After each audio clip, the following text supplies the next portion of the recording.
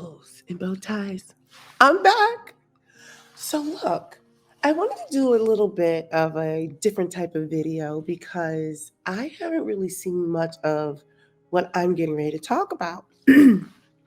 Please excuse me, I am dealing with some sort of cold or death. I don't know. I want to talk about some of the things I've learned while traveling internationally.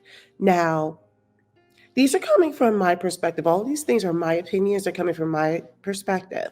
If you're new to my channel, I am the Black Opinionated Woman, also known as a Beau. I do have another channel where I discuss maybe slightly more provocative topics. But yeah, on this channel, I talk about just travel. Like these are it's one of my hobbies. So I just want to get into some of the things I've learned. Okay, let's just start off with poverty. You know, I never knew what real poverty looked like until I left the US. Now, keep in mind, I do recognize that we have real poverty here in the United States, but my perspective changed when I started traveling to distant lands. I started seeing places where maybe, like for example, here in the United States, oftentimes you'll find that people just may not have the means to acquire something. They may not have the money, resources, whatever. But in other places, especially in places that may be war torn, now I don't go to war torn areas, I try to stay out of those areas, right? But when you go to other locations, what I have found is that, there's what's front facing for the world to see, and then there's behind the scenes. You can even see this in the Caribbean. But I found that when I was traveling to distant lands, one of the things that stood out to me was if you were to go to some of these places, they didn't even have certain items to steal, right? Like it wasn't on the shelf. So it's kind of like that's a different type of poverty. I think about places where even when I was prior military and um, there were people who had to go into these austere environments, and like you have kids who don't know what it's like to just go to bed and wake up and they can sleep without the worry of bullets going across, their door. They can walk, like when they walk outside their door, they don't have that luxury of just having to like not look around. There are families who don't have the luxury of being able to at least go to the market or the store and get what they need. Sometimes the item isn't even there. Like, I have not been to a place where there's no potable water, but like there are people who can't have basic hygiene because they don't have potable water. We've all seen the footage. I said the footages. We've seen the footage of places where the children are bathing in like really dirty water. You know, like I said, when you are traveling and you go off the beaten path, you will see situations where, you know, you're like, whoa, what am I looking at right now? If a child comes up to me and they're asking for money, oftentimes I just give it, right? I don't care what the story is behind it. I don't care if they're trying to hustle or whatever it is, right? Because you can still be a blessing to someone. But when you look at the environment and you look at what's available, and not all places are like that, but it was definitely eye opening because I remember just the lack of convenience in some of these places, right? Like, what if you needed medicine? Well, if you didn't get it earlier in that day, you better rely on the community or like your local village or something, right? So that's one of the things that I've learned was like it gave me a different perspective on what is poverty. So we look at poverty from the lens here in the US or in the West, right? Perhaps Canada. But when you see what other conditions are like, it gives you a different perspective. But let's move on. I have learned that my skin is dope. You know, I think what happens is like oftentimes many of us, when I say many of us, I'm talking about Black women, some more than others, the ones more Black women who are more melanated or deeply melanated, oftentimes um, they've experienced the effects of colorism here in the United States. And that's not to say that they don't have colorism worldwide. But what I have found that other cultures appreciate Black women, Black beauty. I said what I said. They appreciate Black beauty. They love the way we tan. The ones who are more deeply melanated, they love the way that the skin is popping and locking, the glow. And so when you hear people back in the States, say things, because there are people who have all kinds of narrative, but ultimately, as a person who has traveled outside the country, um, I have found that other um, cultures are not all anti-Black anything, right? And so I don't know. It's just something to think about. Now, are there some who are? Yes. But I thought that there were going to be so many people who were going to, um, I don't know, view me differently. But and look, let me just full disclosure here.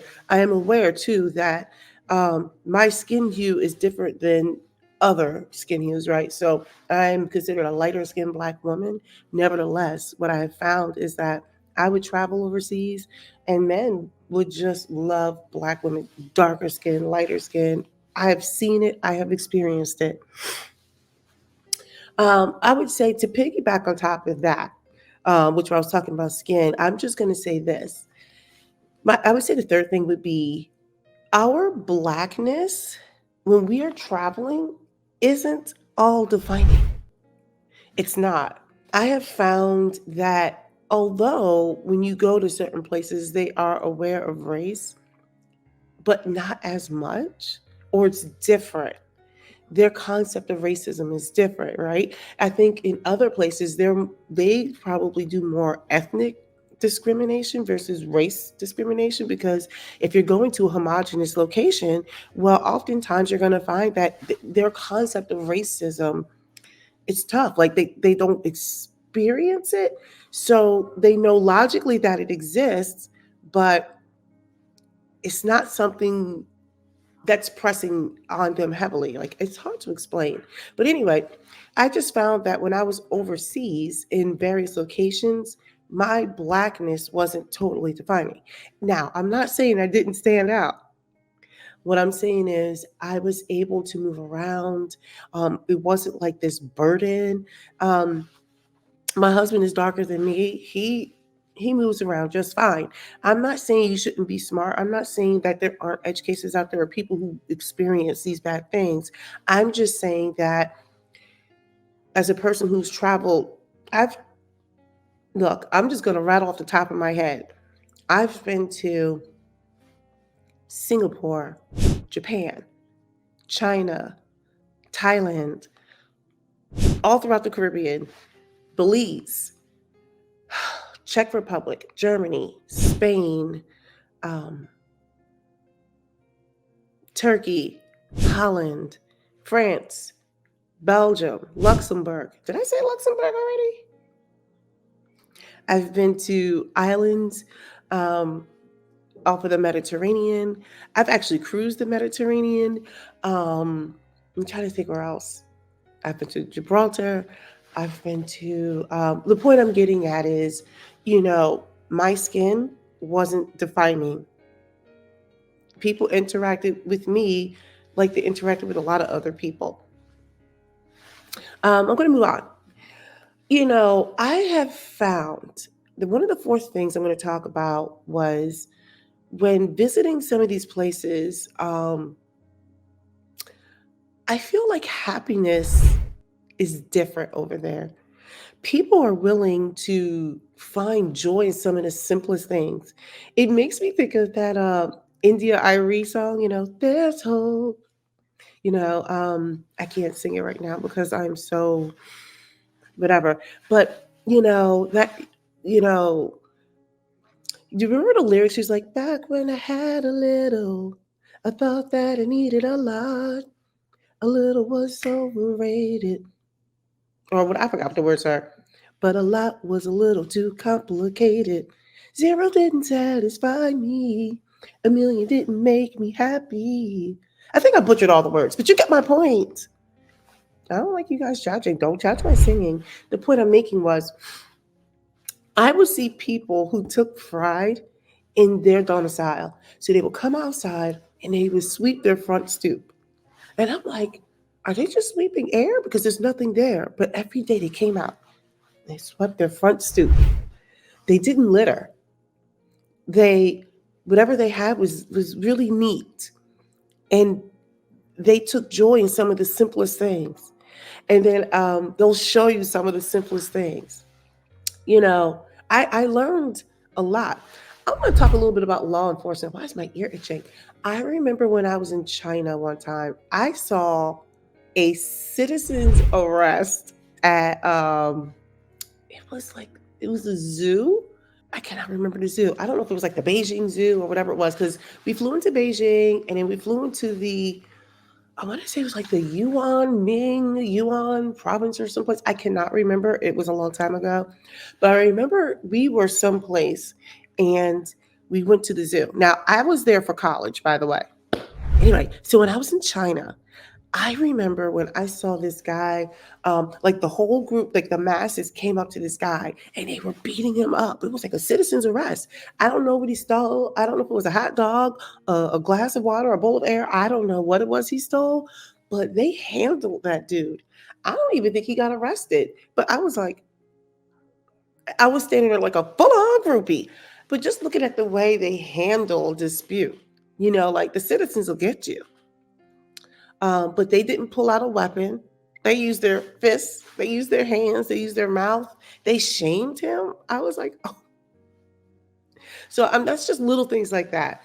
Um, I would say for those of you who've traveled, you know this, you can verify this. One of the biggest things I noticed when traveling abroad is that people walk a lot more. They're not married to their vehicles. So they tend to be in better shape. They tend to be slimmer. They're not, and it could be because maybe the country might be smaller. I don't know, depends on which country. But or maybe vehicles cost too much. Maybe the cost of gas is too high. But one of the things that you'll notice is that they are not so attached to their vehicles, so they tend to ride bikes a lot or use just the regular feet and walk. Walking shoes are a little cheaper over there because everyone uses them. So it's just something to think about. Like every time I go away now, I try to get something more functional or practical. Um, and that's pretty much it. I think that, oh, and the last thing is, although when I've gone out of the country and women are still obsessed with beauty, but I noticed that here in the US, we're obsessed with this crazy trend of the BBLs, the lashes that look like plates. Like it's so far away from the natural beauty of women. And when I'm looking at women in various areas in the world, they're not doing that extreme anything. Now, these are just my opinions. These are my experiences. But anyway, I just wanted to throw that out there. There's something to think about, something to consider. Um, uh, there's more, but I think that's pretty much it. But hopefully you enjoyed this video. I just wanted to give a little different perspective because it's something that people should think about. You want to learn. That's the whole reason why you leave the country, to experience different foods, to experience different music, to experience different products, to experience different ways of life. There's so, like, even just sleep or something, depending on how long the sun is out, weather, uh, the trees. Um, I don't know. It's hard to explain. But hopefully you enjoyed this video. Let me know what you think. Leave a comment for sure, because if I've forgotten something, and I'm sure I've forgotten many things, let me know. But anyway, I just wanted to put out a different type of video so that you guys can get a different perspective. All right. Um, See you next time.